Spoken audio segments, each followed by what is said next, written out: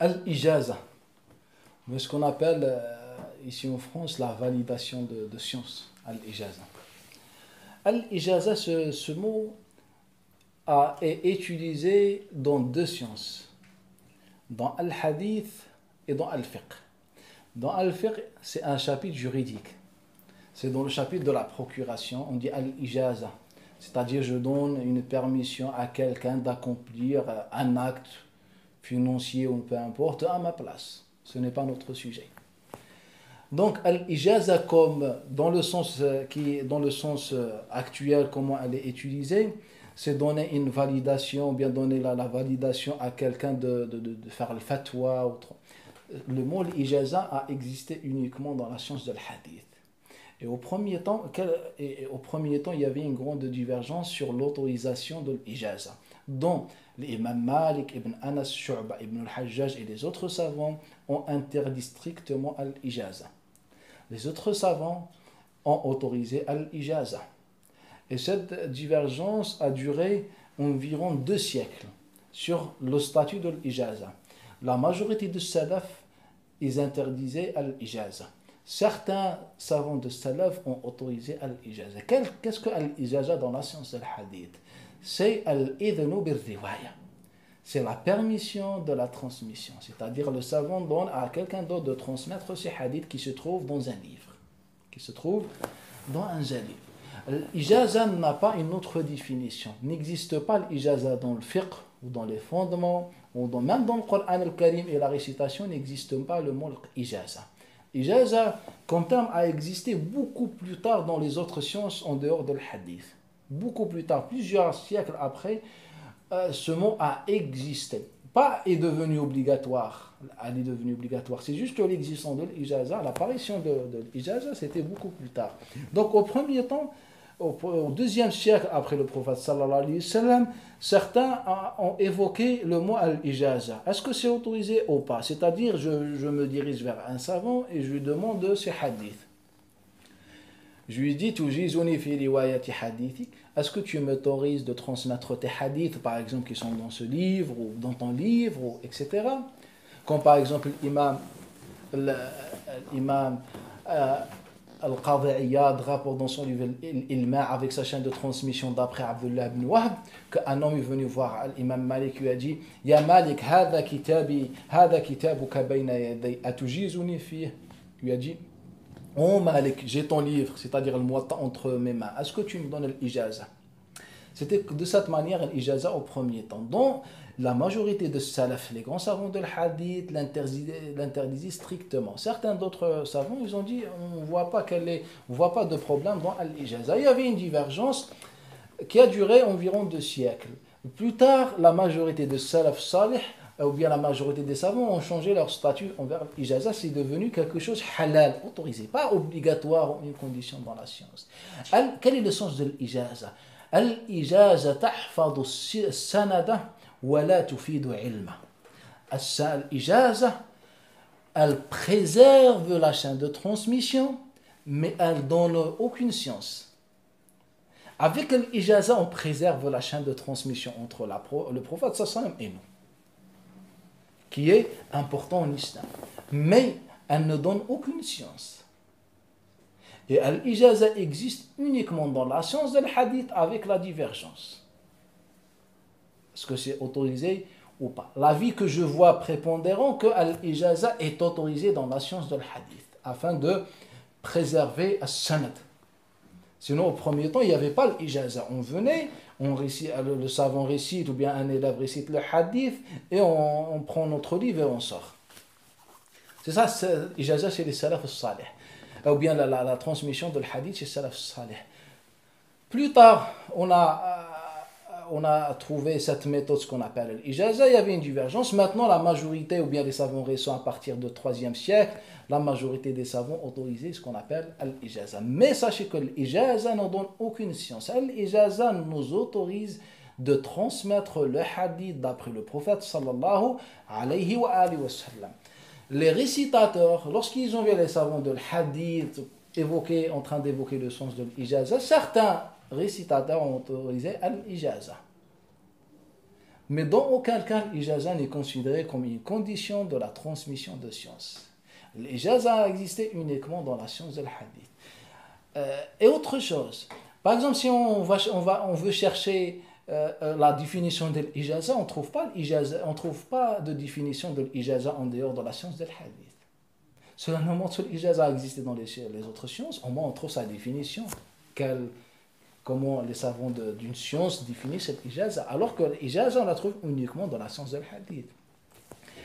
Autre chose, l'imam Suyuti, dans son livre Al-Itqan, les chapitres qui parlent sur la façon d'apprendre le qira'at, les récitations, il a mis un sous-chapitre pour réfuter la position de Muhammad ibn al-Khayr al-Ishbili. Muhammad ibn al-Khayr al-Ishbili al-Lamtouni. Il fait un sous-chapitre pour réfuter sa position. Car Muhammad al-Khayr, il a dit al-Ijaza, elle est obligatoire dans al-Hadith et dans le Coran al-Karim. Il n'a pas évoqué le fatwa ou autre chose dans le Coran et dans le Hadith. Et l'imam Suyuti, lorsqu'il répond, il dit celui qui prend cette position, bien le fait de prendre cette position indique que la personne est bête. Il dit avec ce terme, rabbi. Pourquoi? Il a dit comment on peut se permettre d'inventer ce que les salaf n'ont pas fait. Est-ce que les salaf ont imposé l'ijaza, les compagnons, les tabi'in, at-tabi'in? Il n'y avait pas de l'ijaza. Et surtout que l'ijaza maintenant, malheureusement, c'est une publicité maintenant, l'ijaza. Tout le monde a l'ijaza maintenant. Est-ce que tout le monde a la science? Non. Moi, personnellement, je parle surtout ceux qui sont... Car l'ijaza, on évoque très peu dans les pays musulmans, on évoque très peu le mot al-ijaza. Mais maintenant, les gens maintenant sont un peu fanatiques par rapport à l'ijaza. Personnellement, si tous qui ont l'ijaza en France ou en Europe généralement viennent me voir, je ne donne même pas l'ijaza pour laver la vaisselle. L'ijaza maintenant a aucune valeur.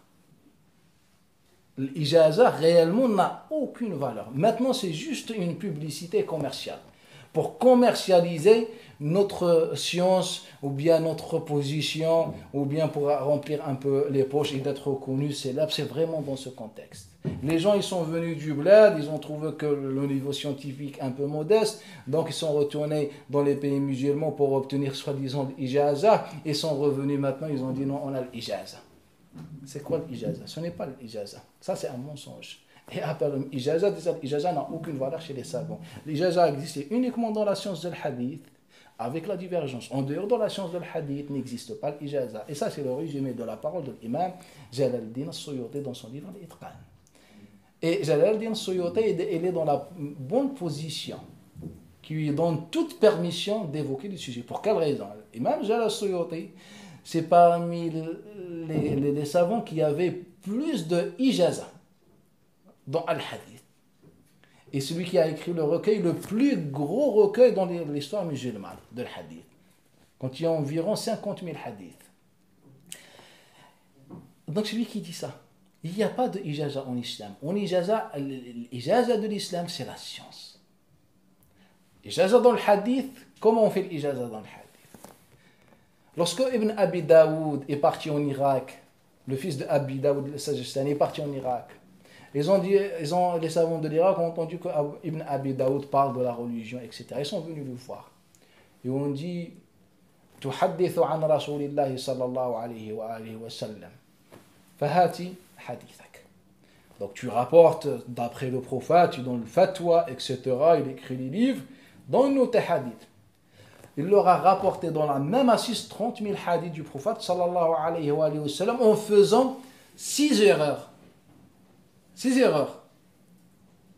Dont 4, lorsqu'il est revenu au livre, il s'est rendu que 4 erreurs viennent de celui qui a écrit, de l'écrivain.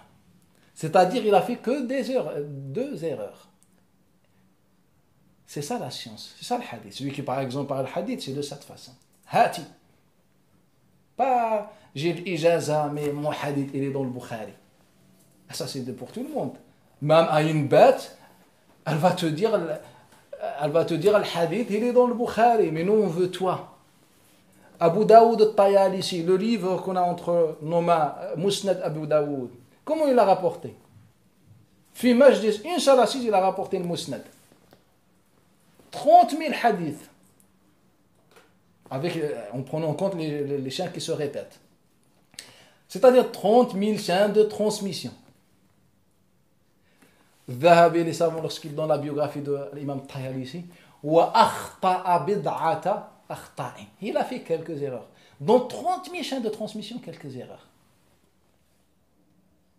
Si vous voulez faire un concours pour ceux qui prétendent l'ijaza, en leur imposant de vous rapporter 20 hadiths.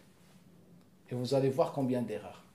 Et moi je vous dis non, pas combien d'erreurs, mais déjà ils vont pouvoir rapporter combien de hadiths parmi les 20. C'est ça l'ijaza. Ibn Abi Shayba قال لا يحدث بين أيدينا إلا من أسند لنا 20,000 حديث عن رسول الله. Personne n'a le droit de rapporter devant nous un hadith qu'après avoir rapporté 20 000 chaînes de transmission d'après le prophète sallallahu alayhi wa sallam. On a demandé à l'imam Ahmad à partir de quand le savant peut donner le fatwa. Il nous parle de le fatwa. 100 000 hadiths, fa'ashara bi ra'si. Il a fait signe avec sa tête. 200 000, fa'ashara bi ra'si. 300 000, falam yushir. Il n'a pas bougé sa tête. Il n'a pas dit oui. Il n'a pas fait comme ça. Il n'a pas bougé sa tête. C'est-à-dire, le minimum, c'est 300 000 hadiths. Quand il parle de 300 000 hadiths, il ne parle pas de 300 000 paroles. 300 000 chaînes de transmission pour voir les versions et les différentes versions, pour comprendre exactement ce que le prophète a dit. Car le transmetteur, au final, peut rapporter que le sens ou bien modifier. C'est un être humain. Donc, en mémorisant ce nombre de chaînes de transmission avec les différentes versions, on sait exactement quelle est la parole du prophète sallallahu alayhi wa sallam.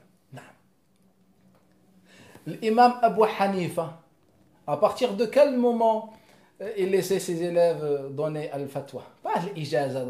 Il n'existe pas déjà l'ijaza. Il a faisait des débats. Et celui qui a plus de science, il ouvre son cercle d'enseignement. Mais dans aucun cas, on trouve que l'imam Abu Hanifa dit à un savant, tu peux donner le fatwa, ou bien tu as l'ijaza de le fatwa. Il n'y a pas de ijaza de le fatwa. L'ijaza, c'est dans la science de hadith, dans la transmission, comment on transmet le hadith. Car, pourquoi? Car quand tu transmets le hadith, tu dis haddathana, on m'a apporté. Si tu n'as pas l'autorisation de l'auteur ou bien du savant, tu ne peux pas dire haddathana, il m'a rapporté. Sinon, ça devient un mensonge. Mais dans les sciences islamiques, il n'y a pas haddathana, on m'a rapporté. Et il y a la compréhension et la maîtrise.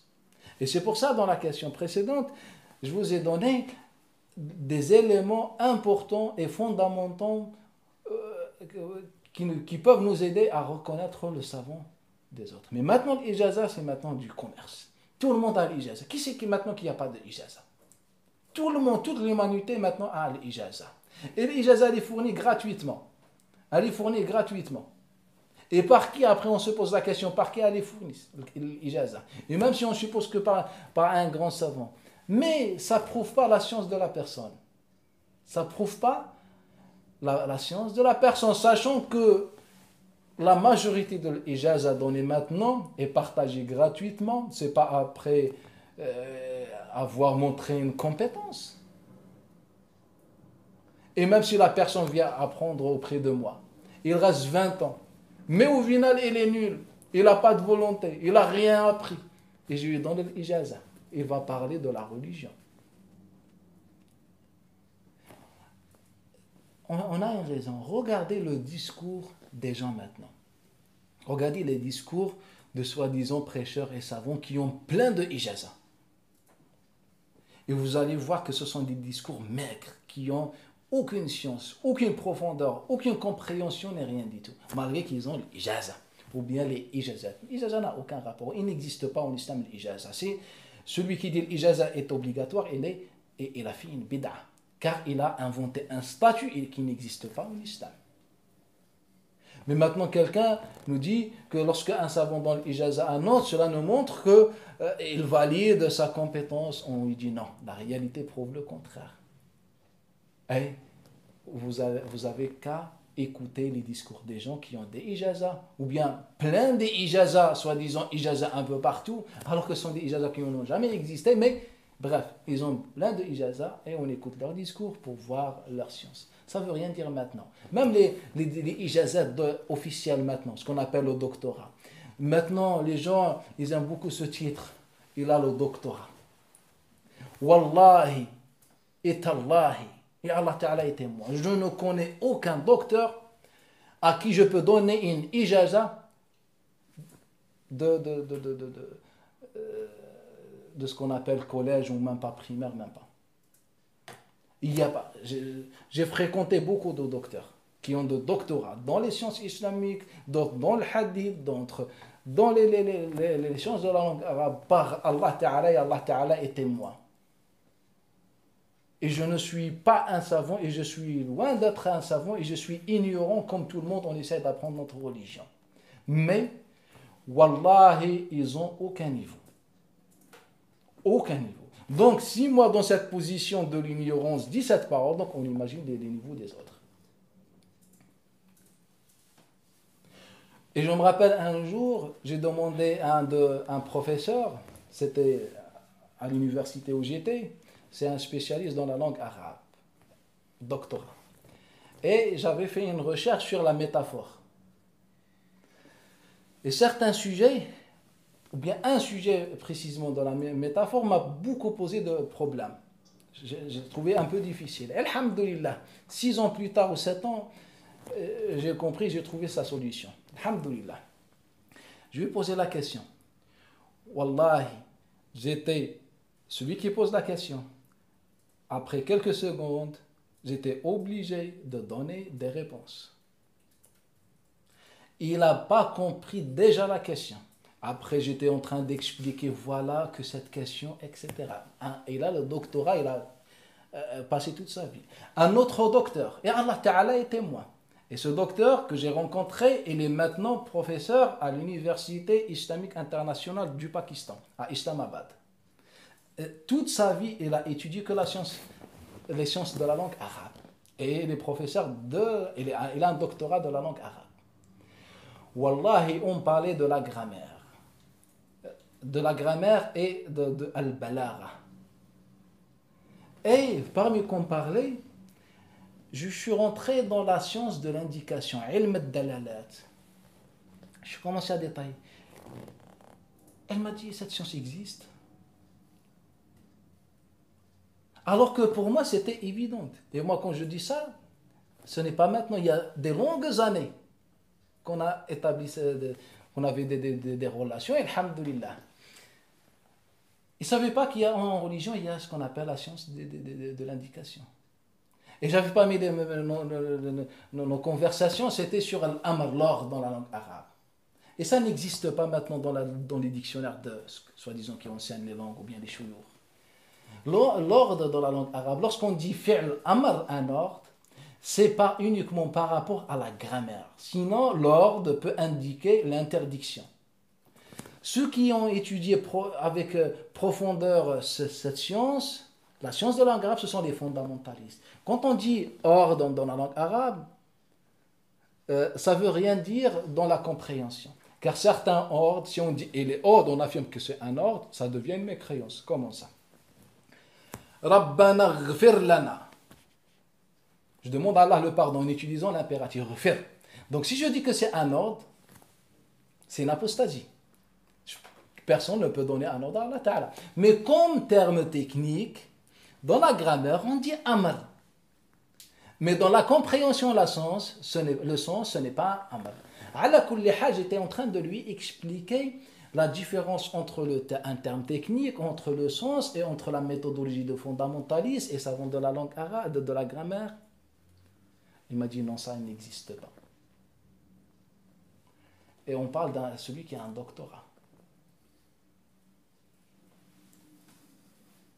C'est 2 exemples. Et j'avais établi beaucoup de conversations avec ce qu'on appelle docteurs. Je ne me considère jamais comme un savant et je suis loin. Les chaussures de l'imam Malik ont plus de science que moi. Mais, lorsqu'on voit ce niveau, On fait 4 fois takbir sur notre religion, al-jinaza. Notre religion, elle est morte, car elle est représentée par des gens comme ça. Titre, doctorat ou ijaza. Quel est le sens de doctorat ou ijaza? Quelle est ta science après avoir 1000 doctorats ou 1000 ijaza au final? Rien. Qu'est-ce que tu as ramené à la Ummah? Est-ce que tu as réformé l'Ummah? Est-ce que tu as un langage, tu as une vision, une pensée, un projet? Il y a des gens qui vont au bled, soit ils reviennent ici en France et ils sont dans la politique, etc. Et leur réforme, c'est quoi? Appeler au vote pour que les autres partis ou bien un autre parti gagne, ou bien des gens qui reviennent ici pour défendre ou bien propager leur secte. Est-ce qu'on a un projet à la Ummah, aux musulmans, une nouvelle pensée, une nouvelle vision, et surtout une indépendance et une objectivité? Al-ijaza ou le doctorat, ces deux papiers ne donnent rien du tout. Ne donne rien du tout. Al-ijaza existe uniquement dans la science de l'hadith pour préserver la science de l'hadith. Préserver précisément la chaîne de transmission entre le prophète sallam et nous. C'est une grande bénédiction. Mais dans aucun cas, al-ijaza ou le doctorat, ce titre, cette ijaza officielle, ne donne la compétence. أقول هذا الكلام وأستغفر الله لي ولكم فاستغفروه.